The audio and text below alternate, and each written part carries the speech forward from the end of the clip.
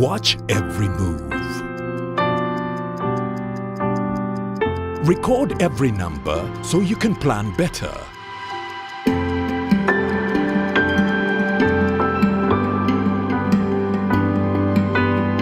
No matter the size of your dream, tomorrow's success belongs to those who keep today's records clean.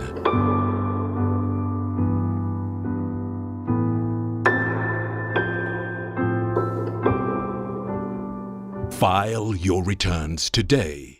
Uganda Revenue Authority. Developing Uganda together.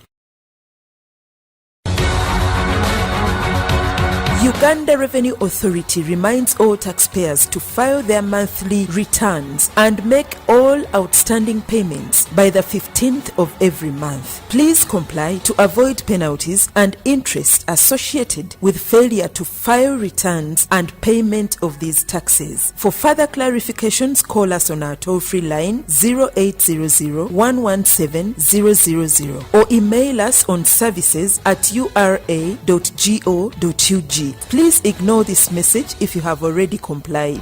Uganda Revenue Authority. Developing Uganda together.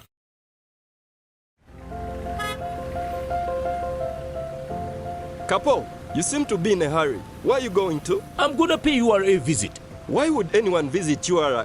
Of all places? To know more about the Kakasa business solutions, namely digital tracking solution, the voluntary disclosure program and electronic fiscal receipting and invoicing solution, which have turned my business around. You know I need to be on top of my game to protect my empire. If you know, you know. I too need to know what Kapo knows. Kakasa, be sure you are in charge of your business. Uganda Revenue Authority, developing Uganda together.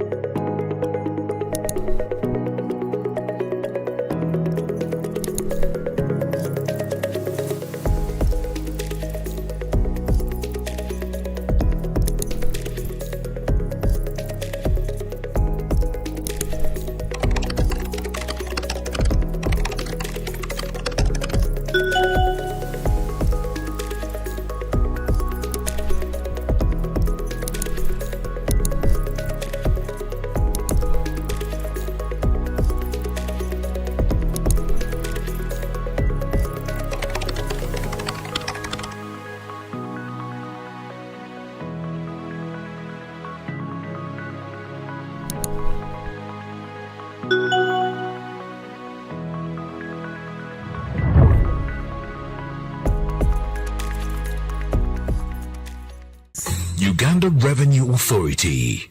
Developing Uganda together. Wait, Abu. Tunamaliriza. And what are you doing throwing papers all over the place? I'm looking for an invoice for a sound system and cables that I received yesterday, but I can't find it. You know there is a way of keeping all this in one place and available to you as and when you need it. I really wish there was one, because the way these invoices grow legs and disappear. I believe this is what you're looking for. Now how did it get there? Tabo! Do you know that with EFRIS, you can stay on track of all your business transactions and improve on your record keeping? How so? Kati tuli ku computer with EFRIS. I just search using the fiscal document number and I retrieve the records I'm looking for. Bookkeeping becomes simple after that. Kapo, awesome, yeah. I began using URA's Kakasa solutions and now I'm in charge of my business. And you can as well. Kakasa, be sure you are in charge of your business. Uganda Revenue Authority. Developing Uganda together. In chess, the small one can become the big one. It's the same here. And here too. Watch every move. Record every number so you can plan better.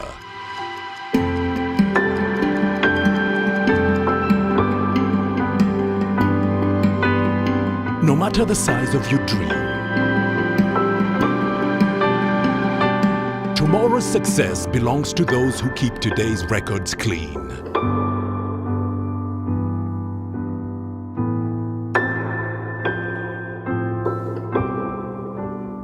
File your returns today. Uganda Revenue Authority. Developing Uganda together.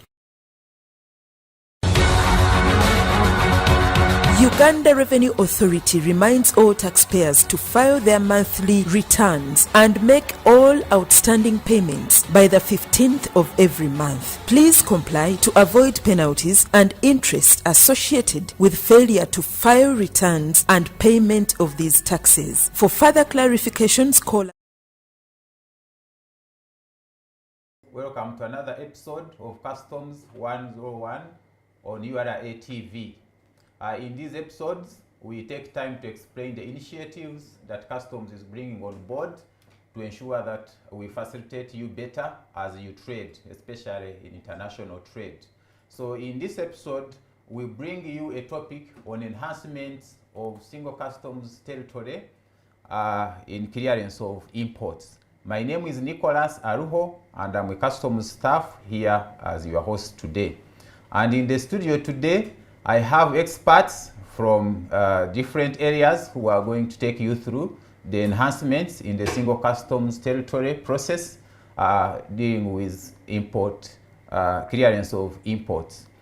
So without taking more time, I will allow them to introduce themselves, and then we go ahead with the package we have for you today. I have two experienced staff, one lady and one gentleman. These are very experienced staff. One is from the port, so he has been doing clearance of imports right from the port. And another one is from the systems, so they understand what they are talking about. So I'm going to allow them to introduce themselves, and then we move ahead. I will start with you. I will start with the gentleman. Thank you, Mr. Aruho. My name is Thomas Ategeka. I'm a customs officer. I sit at the port of Mombasa. Nice to present to you this morning. Thank you so much, Thomas. We are happy to have you. And the lady. Okay. Good morning, our beloved viewers. I'm called Sheila Kopsoro from Application Support Custom Systems, and I'm glad to share with you the information concerning the importations and enhancements done. Thank you so much. Like I said, our topic today is enhancements in the single customs territory process for imports. This is about the single customs territory. But in case someone is logging on for the first time, they may want to know what is single customs territory. Let me ask Thomas to first take us through what does single customs territory mean? Thank you, Nicholas. I'll put it in the most simple way. Before single customs, we had borders as Malaba and Busia, but when single customs territory came into being, our borders were extended to the first point of entry, that is Mombasa, Dar es Salaam. Also, we have single customs territory whereby we trade amongst ourselves as partner states. So in simple terms, in a layman's language, single customs territory is the extension of our borders as Uganda beyond Malaba and Busia to Malaba and the port of Dar es Salaam, and the several locations in Kenya, in Dar es Salaam, in Tanzania, in Rwanda. So in brief, that is single customs. We extend our borders to the first point of entry or to the first point where the cargo is coming from to come to Uganda. Thank you so much, Thomas, for that explanation of the single customs territory. Viewers, you are welcome once more to this episode of Customs 101 on enhancements in the SCT process for imports. Feel free to engage us. Feel free to send in your questions as the presenters make their presentations. Feel free to go in the chat and you send in your questions. We shall answer all of them. At any point, just type your question or comment in the chats. We shall receive all of them and ensure that they are addressed. So, Thomas, I will come back to you. We are talking about the single customs territory. We are talking about enhancements. So take us through the process. Take us through the clearance process using the SCT for imports. Take us through the enhancements that you're bringing on board. Take us through what clients need to know, the importers, the clearing agents, and other stakeholders. So I'm going to give you the microphone to take us through the clearance process and all other aspects, including the enhancements that are coming on board, such that our viewers can understand the new enhancements, but also how we have been clearing the imports. Over to you, Thomas. Yeah, thank you, Nicholas. Actually, the topic today is about enhancements in SCT, clearance of imports, but we have very many people that are coming on board. We have new agents. It's the end of the year. Many agents have joined clearance of cargo. We have URNU staff who have also joined. They will need to know all these things. Like you've put it, it will not be good to go and jump onto the enhancements before taking them through the process. But before we go to the process, we've already defined single customs territory, but also in single customs territory itself, we have other definitions that we need to know. We have what we call intra-region trade or transfers. Like I said, this is trade amongst ourselves as partner states within the region. We have what we call maritime cargo. This is cargo that comes from outside the region over the high seas into the region. And then for case of Uganda, the cargo comes to Uganda. That is what we call maritime cargo. We have what we call through transit or transit through. This is cargo that comes outside the region. It enters the region, then it goes to outside the region.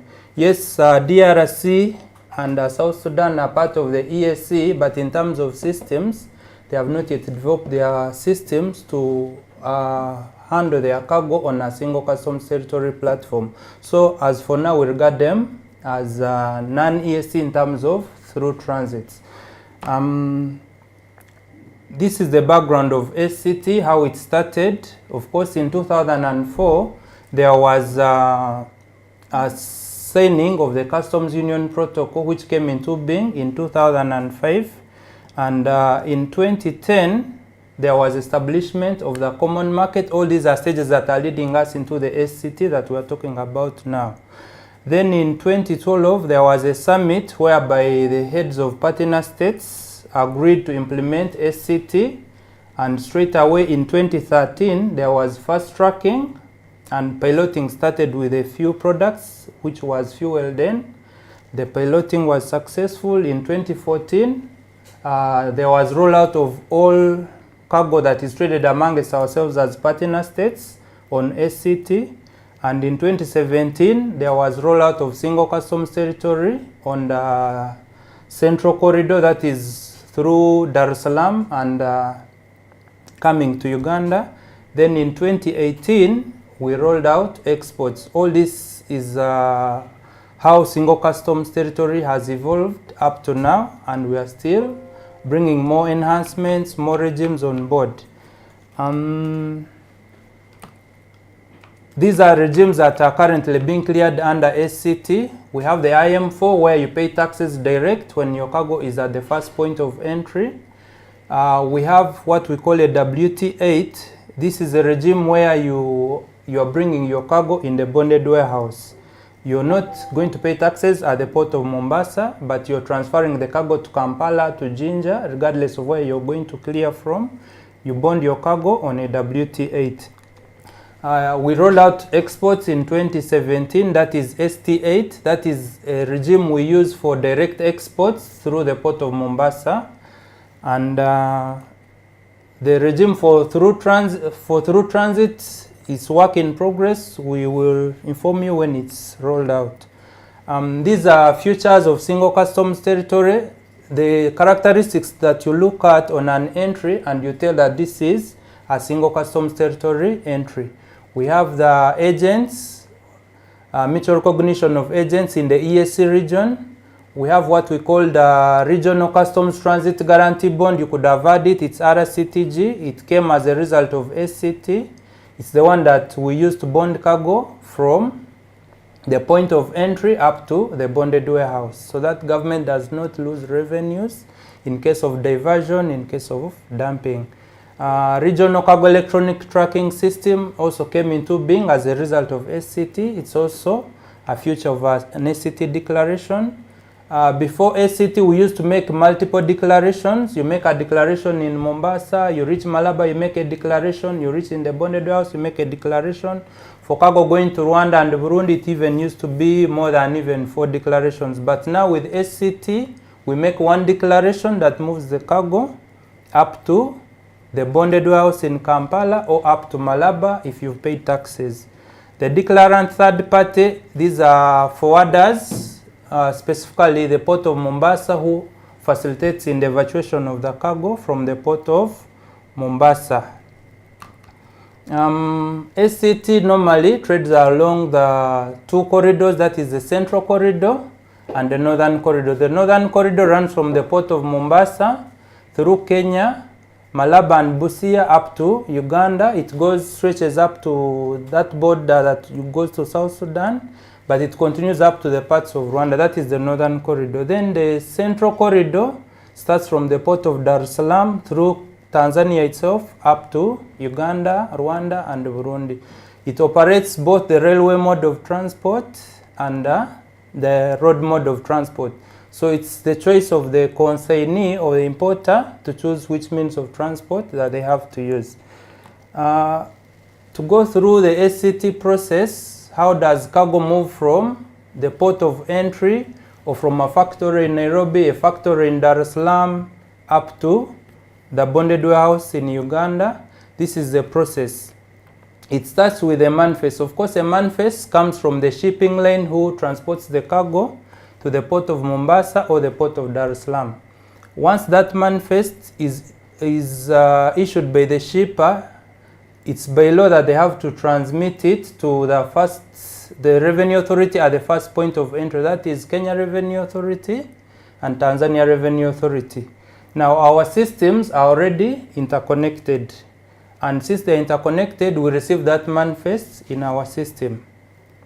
And at that point, we're on point number 3, the agent is ready to assess a declaration. That declaration can be an IM4 when they decide to pay taxes. It can be a WT8 when they decide to transfer the cargo and pay when cargo has reached in Kampala or Jinja or wherever they want to pay from. And on point number 6, that declaration after assessment, it is released in our documents processing center. And the point of release, we share back information to the revenue authorities and the port authorities. Physical verification of consignments that selects red. There are some consignments that are tagged for verification. Those that select red, the verification is deferred by the system to the border. So we don't verify some of these declarations that select red at the ports. We shall later on see a sub-process which is called the post-exit verification process that we go through to verify these entries. But there are some entries that select red, like motor vehicles for Mombasa. They're all verified from there at the moment, and some few selected cargo. Exit notes after release are generated by URI officers. T1s are registered by the clearing agents, but the departure is done by customs officers. It's that point of departure that also migrates data to these other revenue authorities and port authorities. And why do we do that? On point number 9, we expect the generation of a cargo movement document, which we call a C2, by those revenue authorities where the cargo is setting off from. And the purpose of that C2 is to permit the cargo to transit through that country up to our borders, Malaba, Busia, Mutukula. And once you reach the border has its own processes, that is border arrival and border clearance. For exit notes where you've paid taxes, after that, you're free to use your goods the way you want. But for T1s, where you declared your destined to a bonded warehouse, you have to continue to the bonded warehouse. And the last point there in the process is goods arrival. And there's a process which was put in place, which is auto conversion. The T1 automatically converts into an IM7.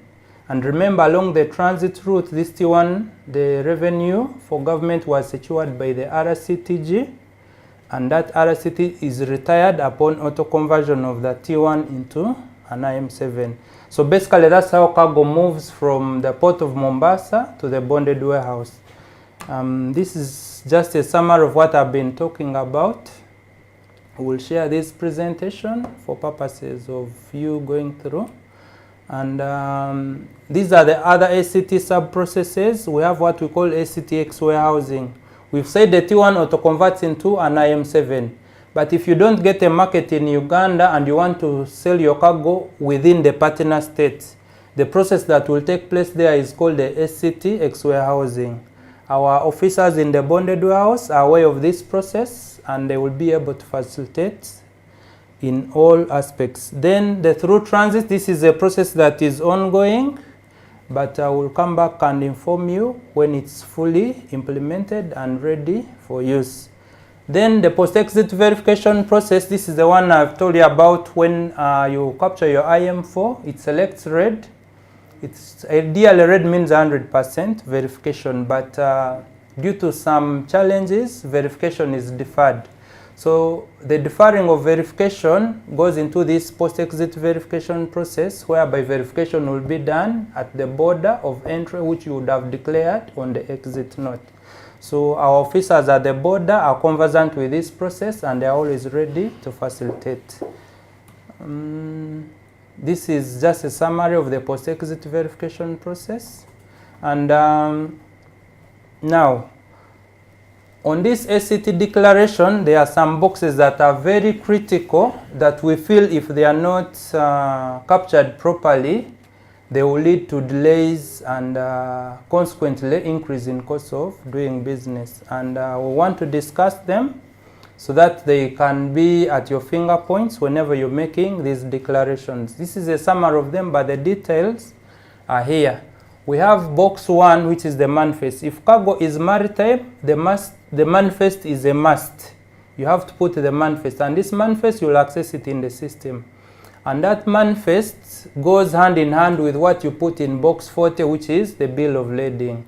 So for maritime cargo, the manifest has to be there. Whereas for intra-region cargo, that is trade amongst ourselves as partner state, there will be no manifest. There is box 10. This is for scenarios where cargo is going to go through more than one partner state. For example, you can have your unit coming to Busia town. Maybe it's from Dar es Salaam.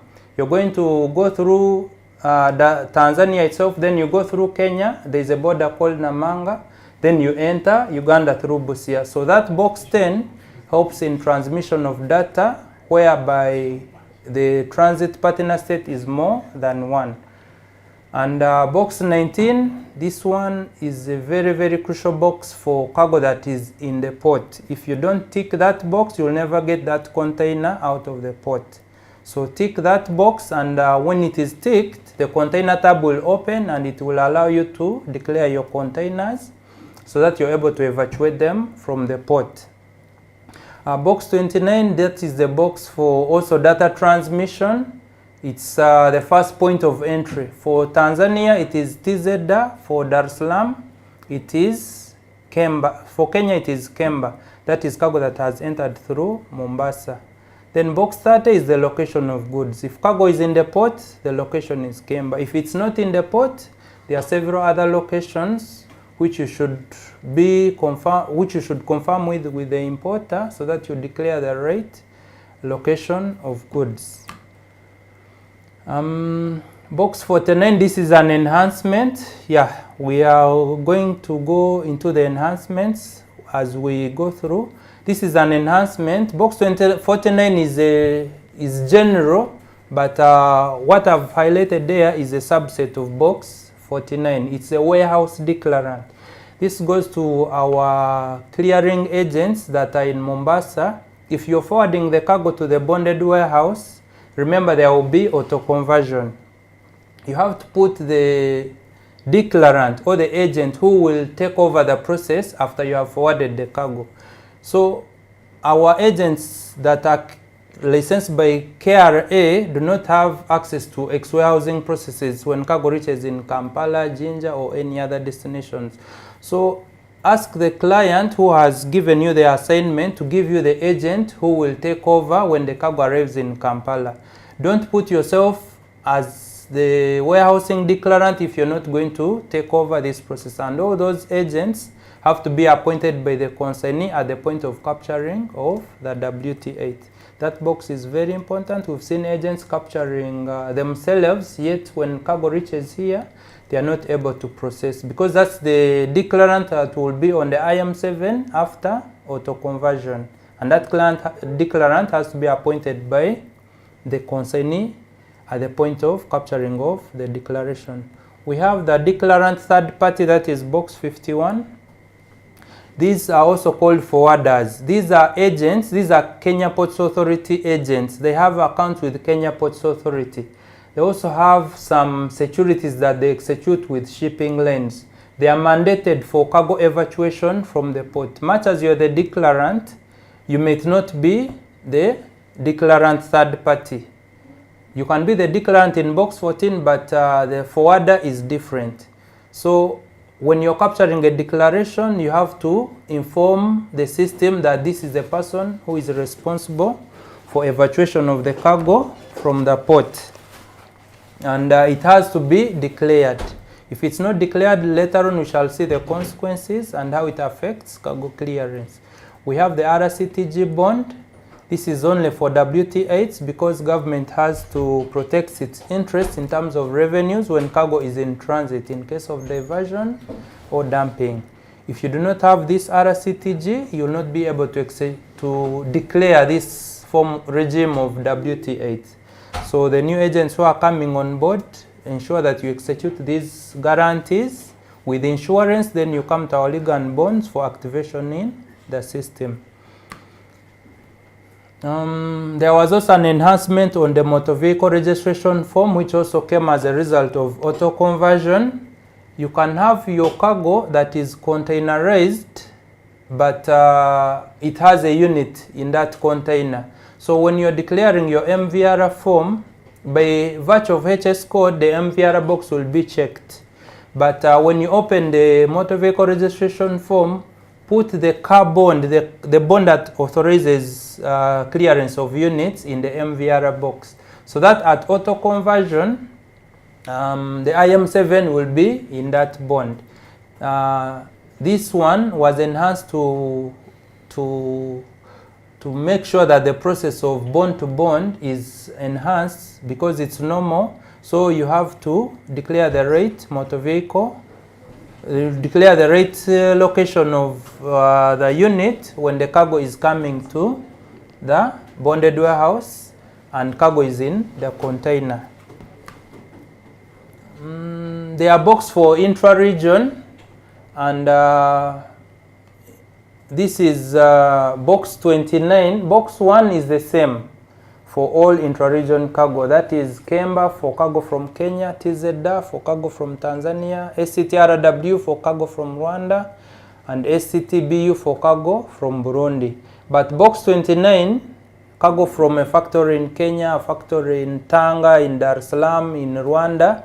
These are the boxes that you should capture in box 29. They affect data transmission. If you capture Kemba, data will not migrate for trade that is amongst ourselves as partner states. Location of goods for intra-region cargo, there are very many locations, but it may not be Kemba and TZDA. Country of export for intra-region cargo must be a partner state. We've seen some declaration being put across in the system, but someone is capturing Germany, is capturing China. But for intra-region cargo, that country must be a partner state. That is Kenya, Tanzania, depending on where the cargo is coming from. This is briefly what I've been talking about. I've made elaborate explanations and the reasons. So let's take note of these boxes when we are capturing intra-region cargo. Intra-region is cargo that is traded amongst ourselves as partner states. T1. Now this is a copy of a T1. What I need you to take note, or our viewers or listeners take note of, is what you capture on marks and numbers is what goes on the upper part that I've highlighted red here. And that container may not be very important, especially for containerized cargo. What is very important is the second option, which picks from the container tab. That container must be correct, and if you generate your T1 and you don't see that second option, just know that you've not checked box 19. What you're seeing on marks and numbers is what you declared on marks and numbers, and it may not help you when it comes to cargo evacuation. So I thought that this one should also come out very clearly for purposes fastening the clearance process. These are points that we need to note. Exempted cargo. If we are heading into a Christmas season, you have someone coming from USA, from somewhere, they have their car that is going to be exempted. Don't allow them, or don't inform them that they should not capture an IM4 when the cargo reaches Mombasa or Dar es Salaam. Tell these people to capture the transfer regime where cargo comes to the bonded warehouse, and the exemption regimes will apply when cargo reaches the bonded warehouse. This also applies to nil entries. Capture WT8, which is a warehousing transfer. The exemption regimes will apply when cargo reaches the bonded warehouse. Cargo that is transferred by bus is not cleared under ACT. Just load your cargo on the bus. These days, like buses from Nairobi, there is an enhancement whereby our team there is always informed to seal those buses. Then you will pay taxes when cargo comes to Busia or Malaba, or if you're continuing to the bus terminal, cargo will pay under a regime that is under the bus terminal. But don't make a declaration when your means of transport is going to be by bus. Cargo imported by air means of transport is also not cleared under ACT. We specifically have cargo that comes from South Africa through Jomo Kenyatta International Airport. Don't declare this cargo on ACT. Make declarations in the old, using the old procedure in the KRA system. Move the cargo to Malaba or Busia. If you want to pay from Malaba, you will pay from there. But if you still want to continue to the bonded warehouses, you'll be able to capture the IM8 and come to the bond and pay when cargo is in the bond. So this is something that should be taken note of.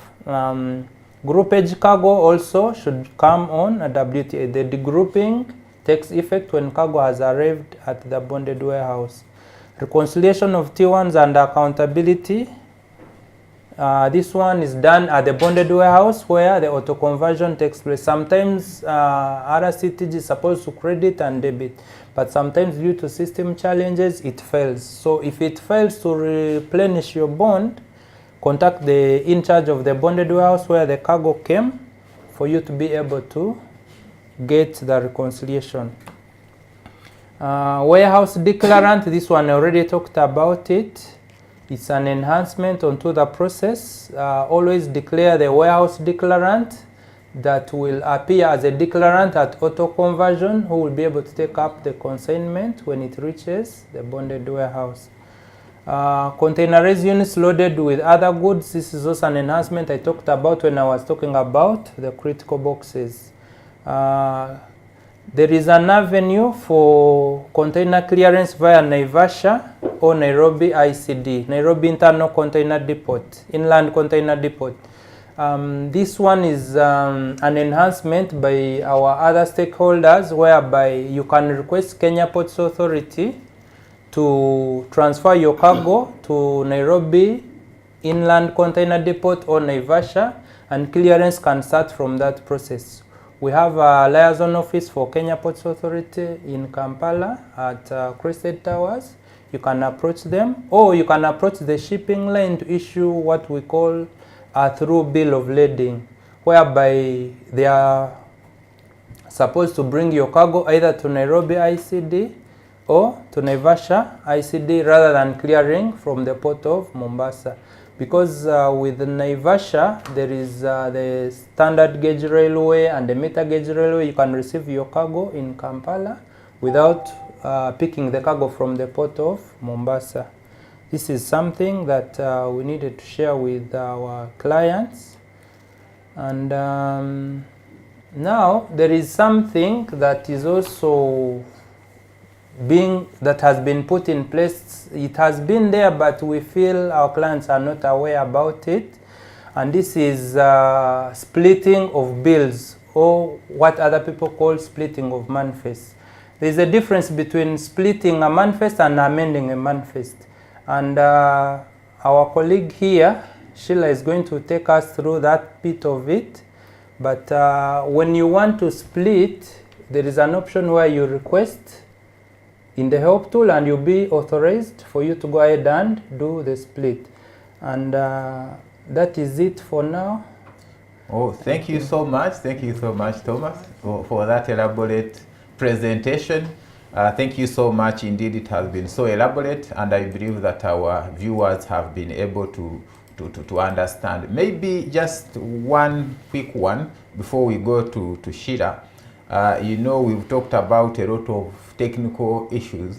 I just wanted you to recap just a little bit for someone who may have tuned in for the first time and they are wondering, if I have my goods in Mombasa or Dar es Salaam, what is the process? Which process do I need to go through to clear the cargo? So if you can quickly go through the process in a simple way that everyone can easily understand. Okay. Thank you, Nicholas. The recap is once you import your cargo, you will get a bill of lading. You get that bill of lading, give it to your clearing agent. That clearing agent is able to search the bill of lading in our system because they have access to customs systems once they are licensed by the Commissioner, Customs. If the manifest is in the system, they will make a declaration. That declaration will be released in a DPC, which is our our centralized document processing center. Data will be shared to the Revenue Authority where the cargo is, and the agent will register a T1 if you're bringing the cargo to the bond, or if you have paid taxes, the agent will request for an exit note from our staff who are deployed in those partner state countries. Once the exit note is generated, data is shared to those revenue authorities to issue a cargo movement document. We say ACT is a single declaration. Once we have made a declaration in Ascoda, there is no any other declaration that is made in the other countries apart from the C2, which permits the cargo to move to Malaba or Busia or Mutukula, depending on where the cargo is coming from. Once cargo enters Malaba, it has its small processes which have to be completed. If cargo is destined to the bond, you'll proceed to the bond, and your T1 will auto-convert into an IM7, whereby other X warehousing processes will take place. If you've paid your taxes, once cargo goes through the functions at the border, you're able to use your cargo the way you want. Oh, thank you so much. So what you are saying is that I can bring my cargo and pay taxes in Mombasa? Yes, in fact, we encourage payment of taxes from there because our officers are there ready to facilitate in faster cargo evacuation because we have presence there in those offices. Oh. We have offices in Nairobi, we have offices in Mombasa, offices in Dar es Salaam, Nakuru, Kisumu, all over Kenya and Dar es Salaam. Oh, that's very interesting. Thank you so much. Thank you so much, Thomas and the ACT team for facilitating business. Now I turn to you, Sheila. Thomas talked about splitting. You know, these are sometimes difficult words to understand. He talked about splitting the manifest, amending the manifest.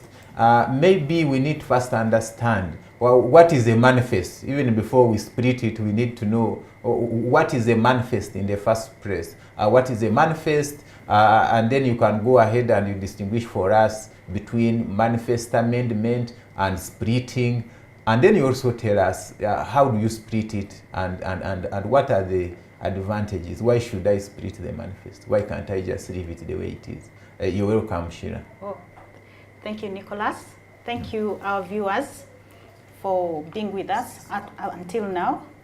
A manifest is an electronic document that is used to declare cargo for a particular journey or transport or means. For instance, for goods that are coming through maritime, when they come up to Kemba, there's a declaration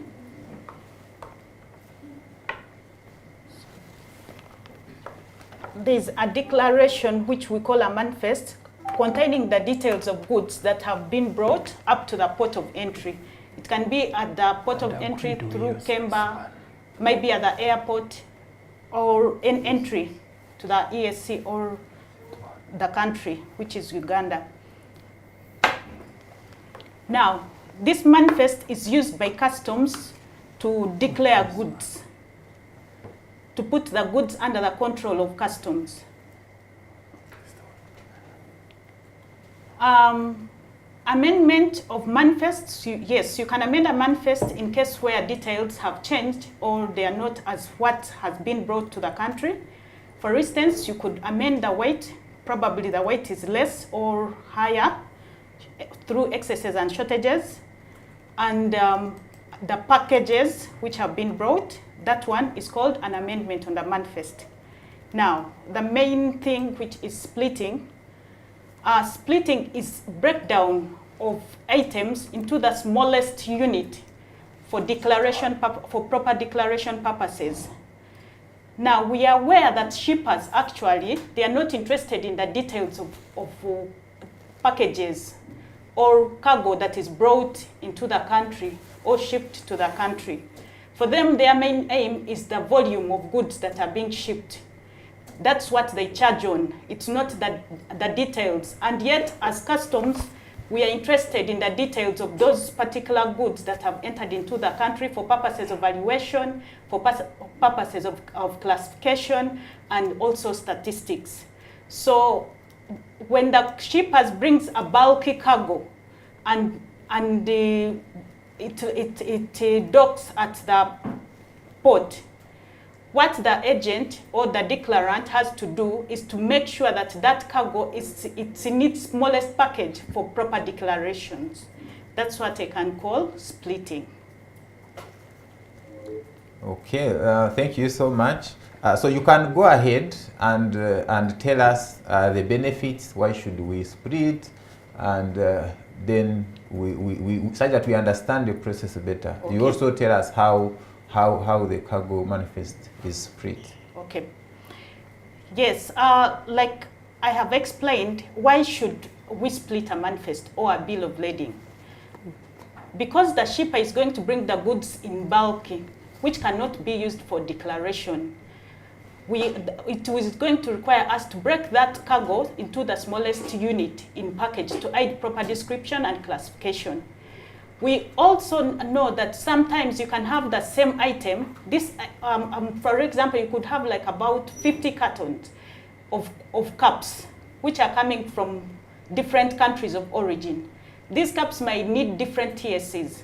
So you will not be able to declare them as cups as one item. It will require you to differentiate the different cups from different countries of origin, which will require you to split them, each item from each country of origin on the declaration, to have different items on the declaration.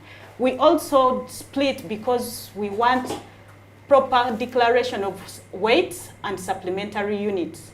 We also split because we need proper classification. Same item might have different classification in terms of HS codes. So this one will require you to have different items in regards to the different HS codes. Also, we can also go through the benefits of why should we split. Faster clearance of cargo. when you split your cargo, proper declarations, so it will enable you to clear your cargo as fast as possible. Accurate customs declarations and consistency. For example, earlier before auto conversions, we could declare a WT8 declaration. You declare as what it is. When cargo would reach in Uganda, then you would have an inland manifest. From there, you declare an IM7. You could find that an IM7 declaration is totally different from what was declared on the WT8. But that one is not possible right now, because once we auto-convert, we are going to have a duplicate of a WT8. What you have on a WT8, it's what we are going to have on the IM7. So because of that, it will require you to have a proper declaration right away from Mombasa at first declaration. So you will have to have consistency of what is declared on the WT8 vis-a-vis what is declared on the IM7. You will need to split the manifest or the bill so that you declare item per item. Then also, it's going to help us to avoid penalties where people have declared using different HS codes, because right now there's no amendment of IM7. So avoidance of penalties will come if you do the split and declare properly. Also, inconveniences of looking how to do that, to declare properly when goods have reached the country because you made a mistake at the WT8, it's going to be avoided. So when we are splitting, what is expected of a declarant? We expect the declarant to generate a worksheet from documents indicating all the details of items that have been imported. For example, the name of each item, the description, the TSC where it's applicable, then we have packages, then the supplementary units, customs values, and so on. So once you have that worksheet, it's going to help you in the process of splitting the bill in the system. Then we expect where cargo has reached, and for example, it's one package that was declared, but there are different HS codes, probably they need different TSCs, and they are of different items. Then we expect the declarant to be able to split that bill to the right items. Then also where we have separate like amendment, you have to do that amendment before the first declaration, which is the WT8 or probably the IM4. Now, as declarants, we also need to note what we need to do in the process of splitting. And we know that if we don't declare correctly, that is going to result in penalties.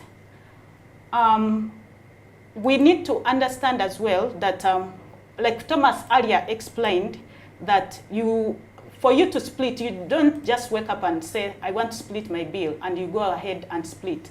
You'll have to apply through the help tool to the customs officers there at the port or in Entebbe, where the goods are entering for the first time, Mombasa or Kemba, wherever.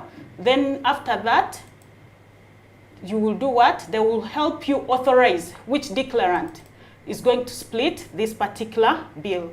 And now, for you as an agent, if you are not attached to that particular declarant in the system, you will not be able to split that bill.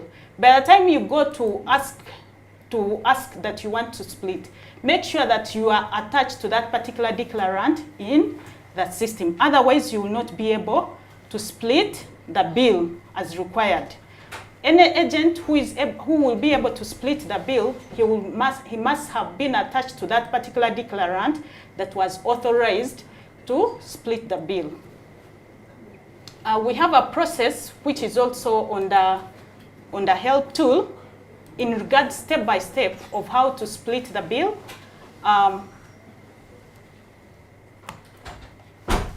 Project this.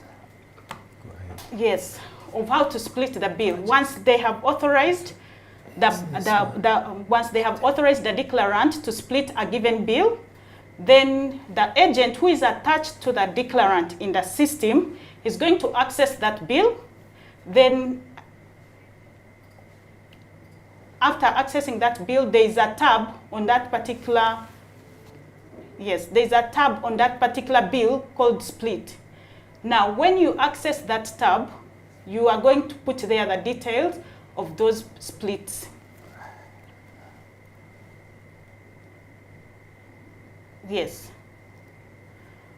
Once you split, you are going to put the details. Yeah, that's the tab. You will put the details of the packages. Remember, like earlier I said, you need to generate the worksheet. So the worksheet already has exactly what you're going to fit in that box. So the packages, the package code, the gross weight, the container where they are going to be, and the marks, the description of the goods, everything. Now, when you put in that details, there is an icon up where there is a plus, like a block that you're going to click to validate the information that you put in. Then after that, you validate with a blue tick and split. But once you do that, it's not that the split has been done. No, you will have to validate that particular split. Now, what we need to understand and take note, once you have done a validate split, like you can see on the screen, you will not be able to change anything for now until we enhance it further and allow amendment after the validation of split. So my argument or my advice regarding this, before you go to validate split, make sure that you have done the right thing, the packages are the same. And also, before you validate split, first go back and match the total packet or the total weight of the goods under the split tab vis-a-vis what the total weight on the web bill or on the bill. So that if they don't match, don't go ahead and split. Or if there's any discrepancy, don't go ahead and split. Sometimes we have issues where, like, an agent will have, for example, the shipper declared one package with maybe 500 weights. So someone is going to split that one package and says probably maybe 50 packages of such goods and weights. Then he leaves the rest. He doesn't declare them under the split. If once you decide to split, make sure that everything, all the information is put under the split. Don't leave other items not declared under the split, because that one is going to bring you problems. When the system is validating, it's going to see the total weight on the split vis-a-vis the total weight on the web manifest, and it's not, on the web bill, and it's going to refuse it. So once you are comfortable that actually you have done the right split, and you go ahead and validate split. Now, when you have done the validating, that means your bill is ready for use or for write-off. So you will go and declare it on the declaration, like how Tom was showing through the SCT processes. So when you are validating, when you are declaring it on the declaration, there is where you are going to declare the split lines. When you are splitting on that split, there are lines, like line 1, line 2, line 3, different lines. So there is a provision for you in that box 40 where you're going to put that particular split. Sometimes we have issues as well, where an agent has split the web bill, but you find that actually, for example, if item 1 is referring it to a line 1 on the web bill which was split, but on the declaration he's going to put line 20. So when the system is validating, looking at the weight that is declared on the declaration vis-a-vis the weight on the split line that is on the bill, they don't match, and that's where you will see that the bill does not exist. But in actual sense, that the bill line which has been declared on the declaration is wrong. Probably you put line 20, yet it's supposed to be line 1. So make sure that when you are declaring on the bill and on the declaration, the bill lines match with the split lines on the declaration, and also the weight must match as well, so that you don't have issues regarding the declaration. And that one is going to smoothen your declaration process. Yes. I think in regards to the split process, that's how far we can be. Please take note that you cannot split a bill unless you have been attached to that particular declarant in the system as an agent. Also, you cannot split a bill unless you have been authorized to split the bill. This is done through raising the help tool ticket to the people at the ports of entries so that they authorize that particular declarant who owns that particular bill. Thank you so much. Thank you so much, Shida. Viewers, if you just tuned in, this is Customs 101 webinar on URA TV, and my name is Nicholas Aruho. I'm your host today, and in the studio I have Thomas Ategeka from Mombasa. URA has offices in Mombasa, so we have Thomas Ategeka, who has already made his presentation, and we also have Shira Kousoro from the systems team here at URA. And we are tackling the enhancements in the single customs territory process for imports. So if you've just tuned in, we are happy to have you, and I thank all the viewers that have been on board from the time we started at 10 a.m. Viewers, feel free to send in your questions. Like I said, just go into the chats and send in your question. We already received some of the questions, and we are going to answer all of them. So if you still have something that you want us to clarify further, just go ahead and put it in the chats, and the experts here will be able to answer. So now we are going into the questions. Let me first ask Thomas to expound now on the challenges regarding the clearance process, because since you sit at Mombasa, later you tell us which challenges do you face currently in the process of clearing the cargo at the port, and how do you advise our clients? Thomas, you can go right ahead. Thank you, Nicholas. Actually, in the day-to-day operations and clearance, we've noticed we've customized this challenge to us as Uganda Revenue Authority. There is an issue of customs hold on declarations, which affects cargo evacuation from the port, especially containerized cargo. There is also this error that keeps popping when agents are capturing entries. Bill does not exist.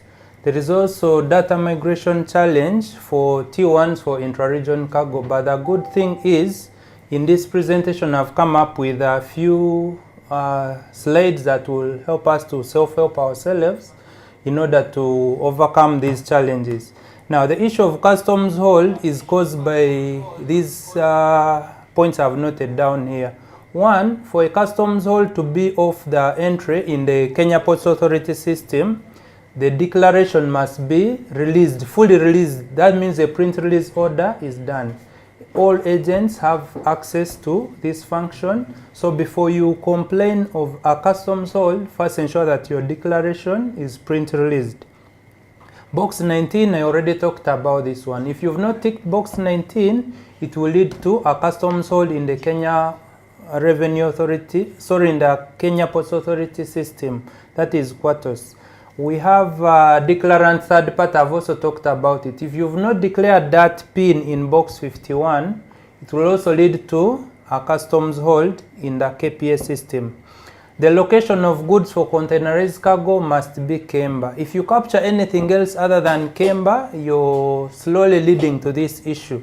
There is also when there is data exchange failure, this happens, like you find that all the conditions are fulfilled, but you still have a customs hold. So, and in that case, you send an email to the Kenya Ports Authority team and you copy us in. And the reason why you copy URA in SCT-Mombasa, we have to confirm that all those conditions are fulfilled before Kenya Ports Authority removes for you that customs hold. Kindly repeat that email address. The email address is sct-mombasa@ura.go.ug. It's normally the forwarders we work with in Mombasa are aware of this, but we shall also share this content. It will be part of the content because I put it there. So all these conditions must be fulfilled for you not to be affected by customs hold. But should you feel you have fulfilled all these conditions and you still have a customs hold, You write to us, you write to KPA in copy, then we shall confirm to them that this process is fulfilled, though the customs hold is still on. Then the other challenge of bill does not exist. You're trying to assess a declaration. We feel this is something that affects the timely evacuation of cargo. You're at midnight, you're trying to assess a declaration, bill does not exist. You lodge a ticket in the help tool, there is no office on duty maybe at that time to help you. So we've come up with a few steps on how you can help yourself. It's one of the enhancements that has been made. What you do, you view that bill of lading, you take note of the voyage number and the date of departure, just as simple as that. Then after taking note of those ones, you take the details to the general segment. I've highlighted for you where to take them. When you reach there, put the date of departure and the voyage number. So what you view after that will be the manifest that you're supposed to use. Sometimes you find the bill of lading has a manifest that is different from what is registered on the general segment. Ideally, what is on the general segment is what you're supposed to use to assess a declaration, and you'll be able to proceed and overcome that error of bill does not exist. Sometimes you find there are more than one registration numbers. This is something that the technical team is trying to work on, but for the meantime, let's use this step by step. There are only 4 steps, and you'll be able to help yourself without lodging a ticket on the help tool. We have tried to share this with some of our agents, but we thought that this webinar is an avenue for us to also attract the wider range of viewers, especially our clearing agents. Yeah, I think then for T1s that fail to migrate for intra-region, our officers in the locations I mentioned, Nairobi, Nakuru, Naivasha, they also have a guide that they use to resubmit those T1s. And we encourage our officers in those locations straight after departure of that T1, you go through that process that we shared for you to retransmit that T1. But we're also working on the permanent fix, whereby after validation of that T1, the migration will take place instantly. That is, those are some of the enhancements that we've tried to come up with that we feel are affecting our clearance time in SCT. Yeah, thank you so much, Thomas. Thank you so much for clarifying on those challenges and the solutions. Viewers, thank you so much for your questions. We shall now go into your questions and answer them. We have a question here from Kunda Emmanuel via Facebook. He's asking how he can access these slides.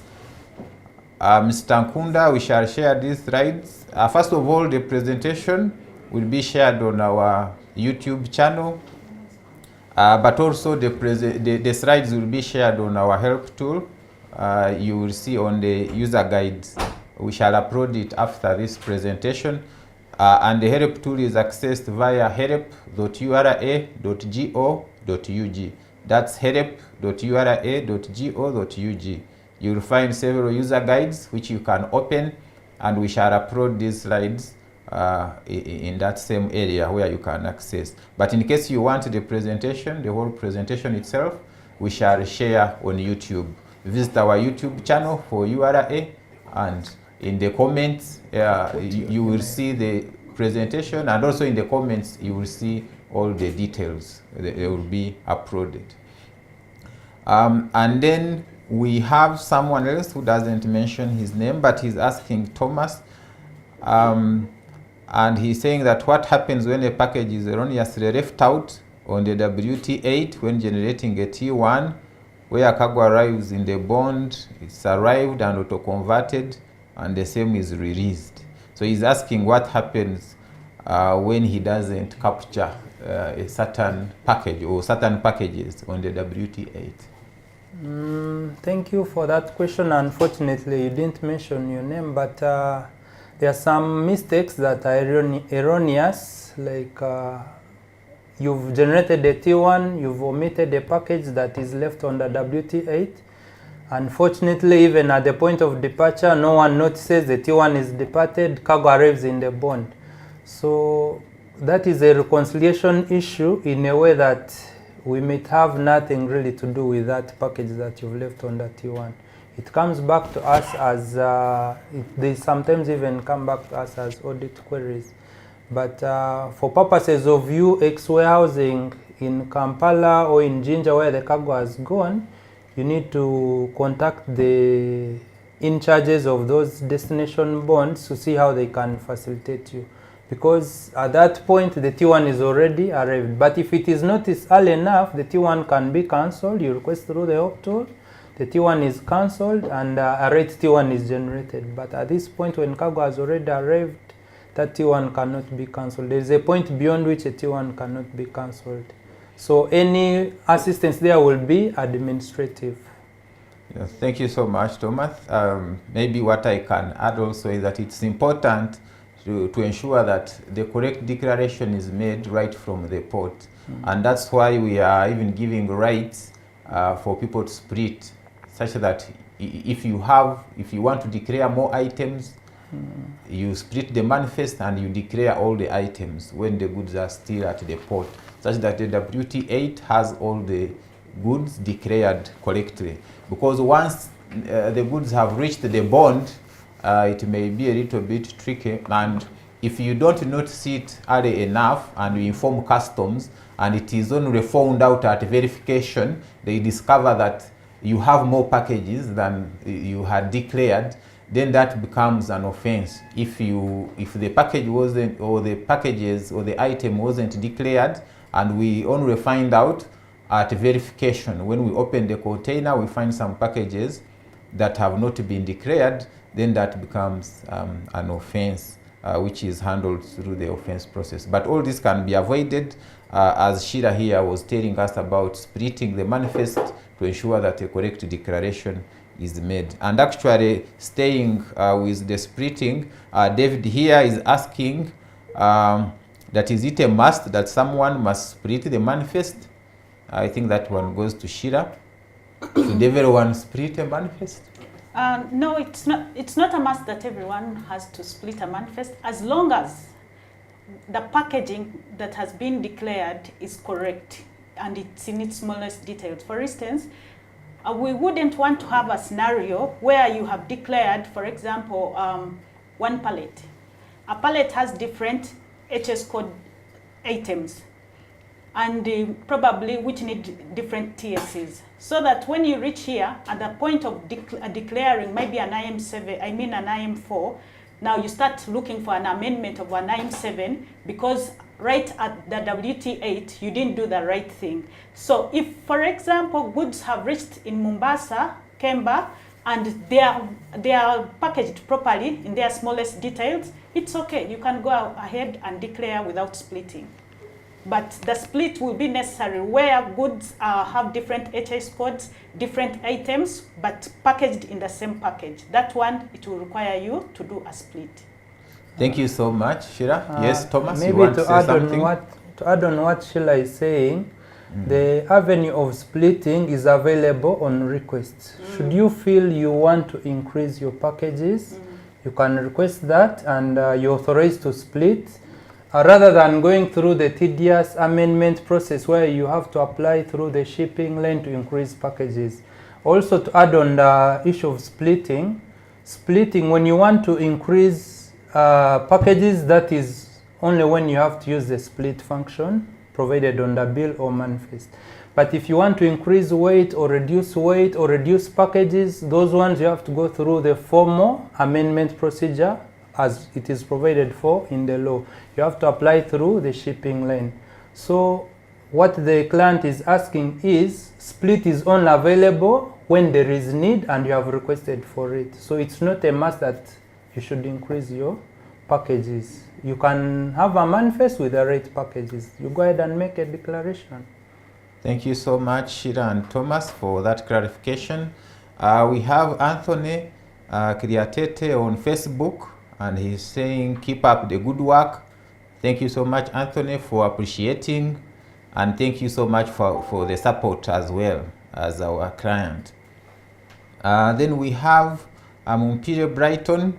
He's asking about PAVE, that there are delays at the borders sometimes regarding PAVE. This one I think we shall forward it to the people who manage the borders to look into the delays that may happen during PAVE. Ordinarily the delays, our clearance process for PAVE and our clearance time is not bad, but if there are delays, I think they can be handled.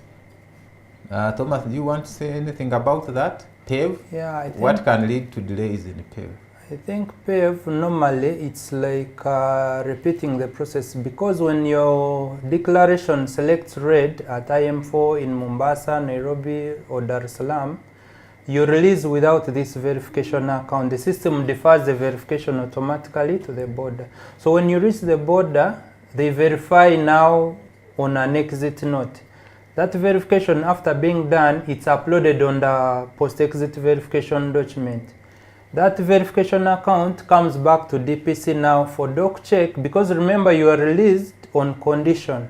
Now they are doing a doc check of your declaration vis-a-vis the verification account. Then after that release, then that's when you're supposed to go back to Malaba to do the border clearance, the final clearance of goods. So somehow the process seems a bit even of a repetition, but if there are outrageous delays, they can be addressed, like you say, by our border teams. But normally, it doesn't take long. It should not take long. Yeah, thank you so much. Yes, he was complaining about the verification. The verification at the border happens because these goods were not verified at the port. That's how the process is. We are only verifying at the border because these goods are supposed to be verified and they were not verified at the port.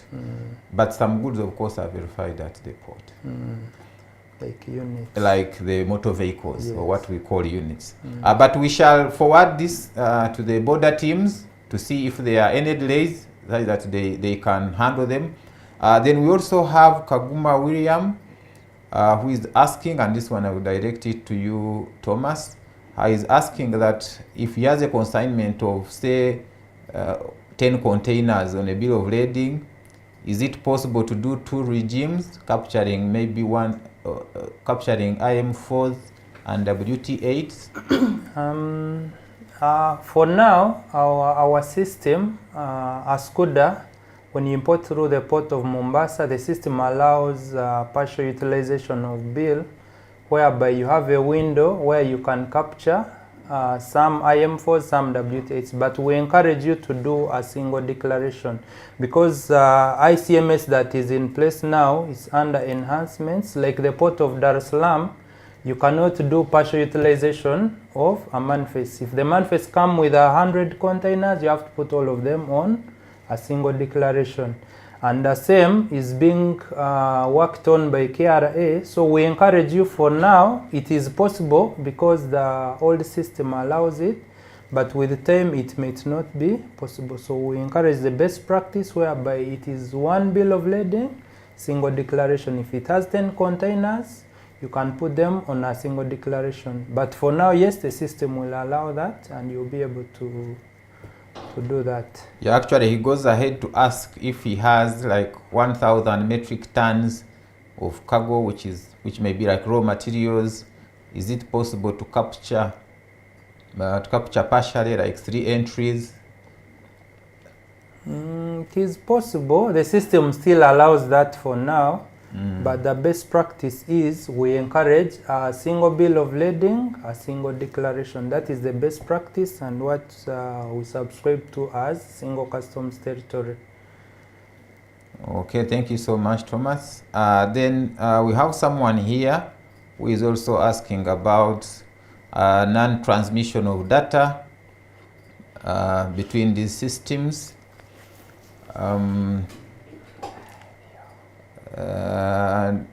Countries of export as UAE or USA. The question is basically about issues of transmission of data. What can you say about the transmission of data? Yeah, transmission of data, like we use systems which are bound to have intermittencies at one point or the other. But I think the best way to handle that is to to always know where to escalate whenever you have data transmission challenges, because we have all the support teams in the area, as I mentioned. We have our systems experts. There are avenues on the help tool through which you can escalate those non-transmissions, and we have service level agreements within which we have to resolve those tickets, and we shall respond on time. So they should, whenever they have those challenges, they should send them via the help tool. Yes, that's okay. Then this one I will direct it to Sheila. Someone is asking about that sometimes a SCUDA duplicates manifest that causes unreconciled data. Do you know anything about that? This is an anonymous attendee is asking duplicating of manifests. Yes, Sheila? Yes, unfortunately, he didn't put his name or her name. Yes, sometimes we have glitches in the systems, and it can happen that a duplicate manifest is generated. But however, if such a thing happens, like Thomas earlier said, it is right that you escalate it through the help tool under the system errors, and it will come to us, and we will be able to advise you accordingly. Okay, thank you so much, Sheila. Martin here is asking that if he has cleared under SCT and cargo is coming from Mombasa, but it gets involved in an accident and the goods are destroyed, how can I claim the taxes already paid to customs? This is Martin asking. Thomas, do you want to say something about that? Yeah, actually, the process of refund is there. Once you get an accident, while your cargo is in transit to Uganda, first of all, you need to report to the Revenue Authority where the accident has taken place. You need also to report to police. You get the police report. You need also to, of course, there will be photos for the scene and everything. And in most cases, when cargo gets an accident in those revenue authorities, they issue a demand note whereby you have to pay, because at that point, cargo is deemed to have been consumed in that partner state. So you will pay much as you had paid in Uganda. So what you claim from URA is what you have paid to that partner state. But if you had not insured your cargo, of course the taxes you would have paid in Uganda, you might not get that money, because if you had insured your cargo, you would claim now that money from insurance. So the process is you get the police report, you get the payments that were issued by the other revenue authority, the police report, then the photos, then you come to our refunds team here at the tower, you put in your claim. Then they will confirm with us to liaise with the revenue authorities where the accident took place to confirm if you indeed paid for that cargo that got an accident. So once we confirm, the team here is able to process your refund. Thank you so much, Thomas. So Martin, in case something like that happens, please feel free to get in touch with the refunds team here at URA after presenting all the facts regarding the accident. Then this one will go to Sheila. It's about the system. Someone is asking that sometimes a SCUDA allows to write off all the weight and leaves some packages. So he's asking why doesn't the system refuse to write off all the weight if there are packages remaining. Yes, Sheila? Did he put the name? No, this is anonymous. Okay. Sometimes that a SCUDA allows to write off all the packages and leave some weights. Yes, that's a known error, and we in the future, that is next year, because I cannot promise that in this month we shall look at it. But we are in the process or in the plan of enhancing the manifest module right away from the port until when the goods are here. And those are the glitches that we are supposed to fix, the gaps that we are supposed to fix in terms of manifest. Duplicate manifest, manifest does not exist, writing off packages and weights and everything. So we are in the process, we want to enhance the manifest module. I'm very sure that once we have done it, we will come back again and tell you that we are done, and all those glitches will not be there. But for now, if you get such issues, you write to us through the help tool, and we will advise you accordingly. Don't sit back and be disturbed. Please let us help you to help you clear as fast as you can. Raise the issue in the help tool. Yeah, thank you so much, Shira. This one goes to you, Thomas. Simon is asking about SCT transfers by air at Entebbe. He's asking that you haven't talked about that. Do you have SCT transfers at Entebbe airport to Kenya and Rwanda? I think, thank you, Simon, for the question. I think I hinted about that when I was presenting.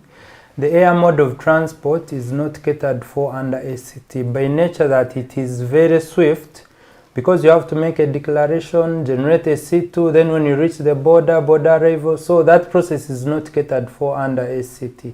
So when you have your cargo moving from one partner state to another and the mode of transport is air, just go and load the cargo. I think they have not worked at the airport, but I think the flight or the plane, they will give you a manifest which is called the airway bill, and that is what you will use when you reach where you're going to make a declaration. So where you have cargo moving by air means of transport, don't consider having any declaration in form of SCT. Okay, thank you so much. Someone here called Tony says, I have an assorted container having rice, sugar, and exempted cargo, but he doesn't complete the question. Tony, please go ahead and complete the question, because it's not complete. I'm not sure what you were asking. Then someone is asking about the issue of the bill does not exist. I think we've talked about that. Both Shira and Thomas talked about the issue of the bill doesn't exist. Share the gate. And we shall share the material. Okay. Someone here called Martin is still asking. He's saying that on importing of plant and machinery declared under VAT deferment, where the items are transported in a knockdown manner, declared on one bill of lading and one commercial invoice. In case the consignment is transported on, say, 7 trucks and bill of lading is split. Still the question doesn't come. I don't know whether you are asking whether you are supposed to split. Martin, kindly clarify on the question. If you are asking whether in that case you are supposed to split or not. Maybe Shira, I don't know whether you have understood. The question is not clear, Martin. Kindly clarify further. And then here Cliff is saying a DPC should consider quick releases of PEV. That one we are going to forward that to DPC. Cliff, we shall forward it to DPC management.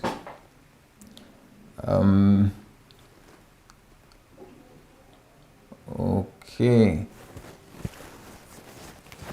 Martin, kindly clarify. You seem to have typed again, but still, kindly clarify your question. If you can type it in one, you make it one question that is a little bit more clear.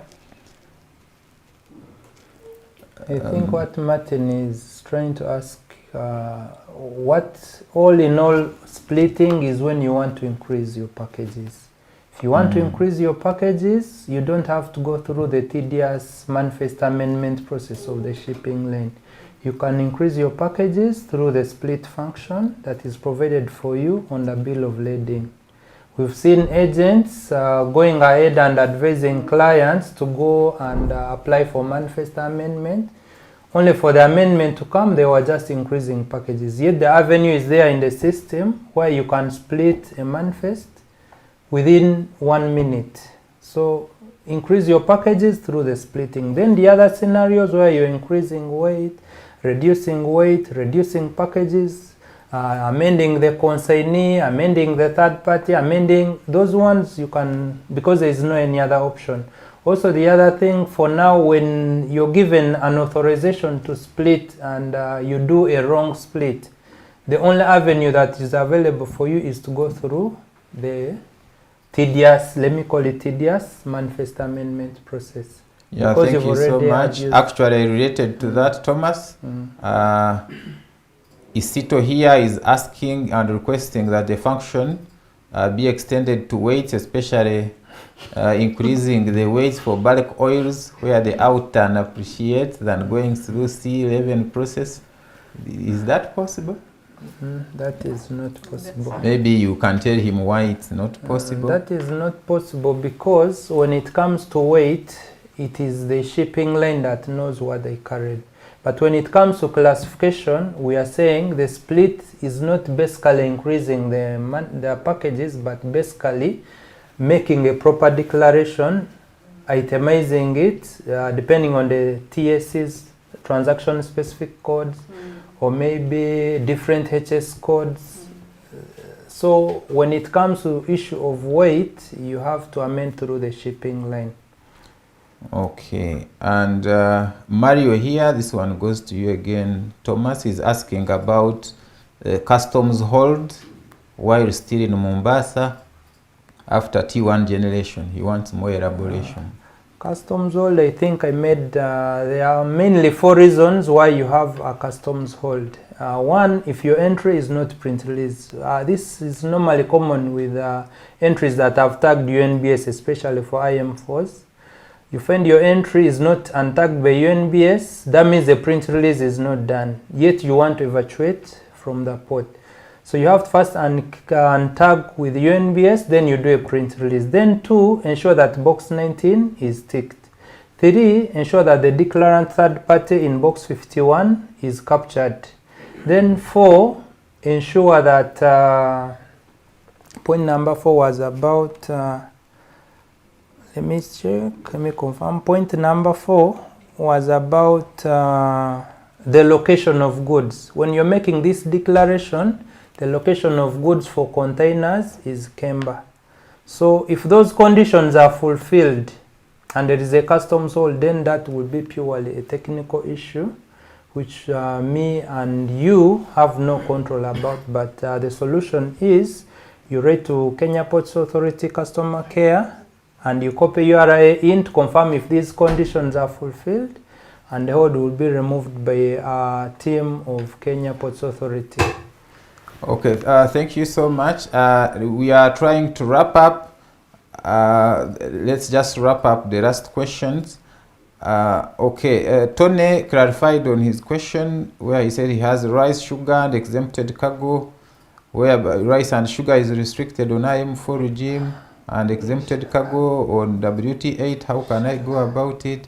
I think he wants to mix regimes. Do you say something about that? Okay, maybe I can say something because we are aware that there are some commodities that are restricted to be cleared only at the port.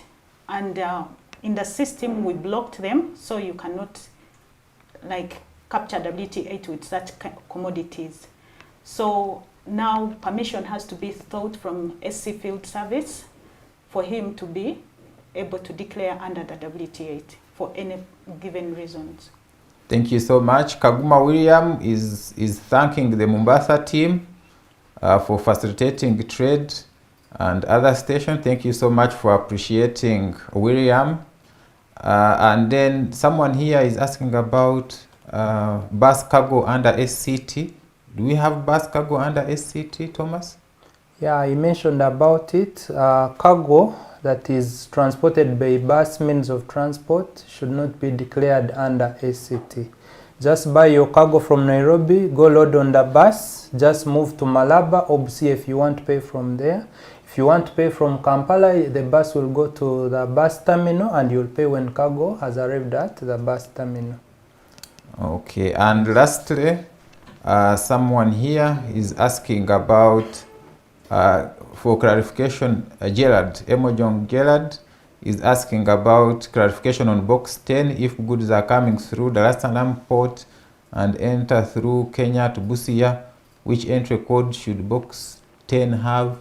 Can you say something about that? Box 1 will be TZ Da for the virtual fact that cargo is coming from Dar es Salaam. Then box 10 should be Kenya. That now will transmit data to Kenya, box 10. TZ Da, data will go to Dar es Salaam and TRA and TPA. Then box 10 will transmit cargo data to the Kenyan system. Okay, thank you so much. Thank you so much, our viewers, for the questions. I see some more questions may come in after, or if you still had a question which we haven't looked at, kindly put it on the help tool. Like I said, that's help.ura.go.ug. If you feel there is something that we haven't clarified or you want to find out more information, kindly go to the help tool and we shall be able to give you the answers. With that, we shall stop there with the questions. I hope we've answered all of them. Let me take this opportunity to thank you so much, our viewers who have been with us since 10 a.m. and also those who went ahead to ask for questions. Thank you so much for tuning in and asking your questions. I believe that we have responded to them. Let me also take this opportunity once more to thank Thomas Ategeka from Mombasa and Shira Kosoro from Systems for your time and your presentations. I have been Nicholas Aruho from Customs, and I thank you so much for tuning in. This marks the end of our webinar, which has been on enhancements in the single customs clearance process for imports. Thank you so much for tuning in. We shall see you next time. Please go ahead and follow URA on all social media platforms, Twitter, Facebook, YouTube, and all other social media networks. You will be able to get more on what is coming up and our enhancements and all the information that we put out regarding tax clearances and facilitation. Thank you so much. We shall see you next time.